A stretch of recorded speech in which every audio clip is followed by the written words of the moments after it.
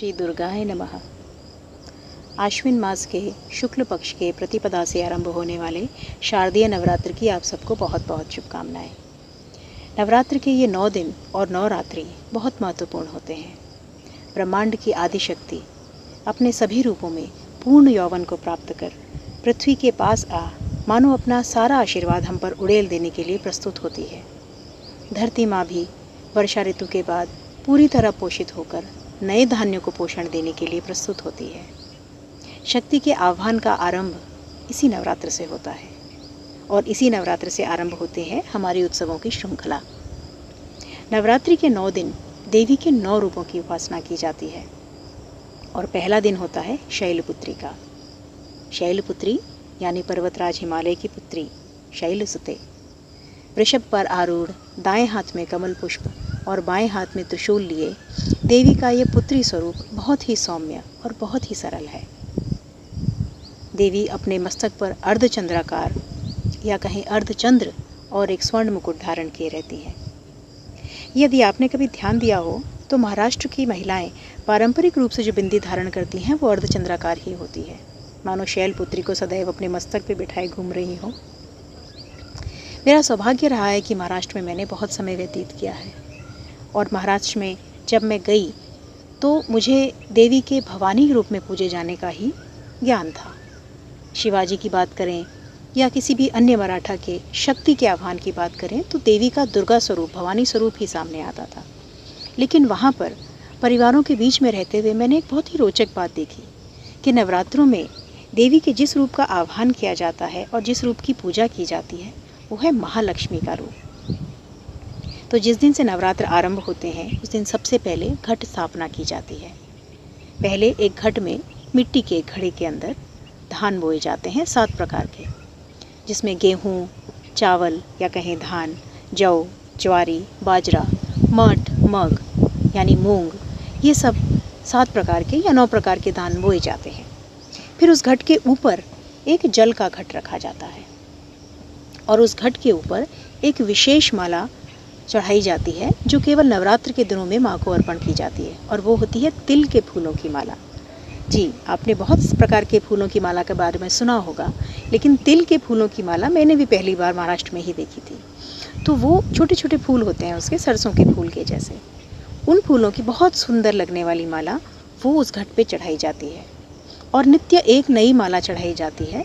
लेकिन जो पिछले दिन की माला होती है उसे उतारा नहीं जाता, क्योंकि कहा जाता है कि वो धीरे धीरे 9 माला होते होते ऊर्जा का, शक्ति का संचन हो रहा है। पहले दिन में पुत्री रूप में, जिस प्रकार हमारे घर में जब लक्ष्मी आती है तो जिस प्रकार से आयोजन होता है, उत्सव होता है, उसी प्रकार से उत्सव का आरंभ होता है। इसमें महिलाएं एक साथ जुटकर सबके घरों में बारी बारी से 9 दिनों में श्री सूक्त का पाठ करती हैं। श्री सूक्त हमारे ऋग्वेद से उद्धृत एक बहुत सुंदर सूक्त है जिसमें लक्ष्मी की, श्री की बहुत ही सुंदर उपासना करी गई है। उसका 16 बार आवर्तन किया जाता है, उसका 16 बार पारायण किया जाता है और हर एक आवर्तन के बाद जिसके घर के अंदर भी वो पूजा हो रही होती है उसके घर में देवी जिस भी रूप में, जिस भी विग्रह में विद्यमान है उसी को मध्य में रखकर ये आवर्तन, ये पूजा करी जाती है। और प्रत्येक आवर्तन के साथ उस विग्रह पे कुमकुम अर्चन किया जाता है। कुमकुम अर्थात सिंदूर अर्चन किया जाता है। 16 बार इसकी आवृत्ति के बाद इसकी फलश्रुति होती है और उसके बाद एक बहुत ही सुंदर आयोजन होता है जिसे कहते हैं बोंडला। बोंडला के अंदर प्रांतीय भाषाओं के भिन्न प्रकार के लोकगीत, देवी की उपासना, भजन, ये सब मिलकर महिलाएं बैठती हैं और गाती हैं। और इसकी एक बहुत विशेष बात होती है कि इसमें छोटी बच्चियों को ज़रूर सम्मिलित किया जाता है। उन बच्चियों को सम्मिलित करने का एक बहुत ही सुंदर मुझे प्रयोजन लगा। यही बच्चियां तो आगे जाके अपने अपने घर बनाएंगी, इन्हीं परंपराओं को सीखेंगी और इन्हीं परंपराओं को आगे लेके जाएंगी। ये मुझे बहुत ही सुंदर लगा। उसके बाद बोंडला का आयोजन पूरा होने के बाद उसका प्रसाद बंटता है और वो प्रसाद होता है खोपरा और साकर, यानी नारियल घिसा हुआ और उसके साथ खड़ी साकर यानी मिश्री। उन दोनों को मिला के वो प्रसाद के रूप में बांटा जाता है। पहले लड़कियों को, छोटी लड़कियों को, फिर अन्य बच्चों को और फिर अन्य सभी को।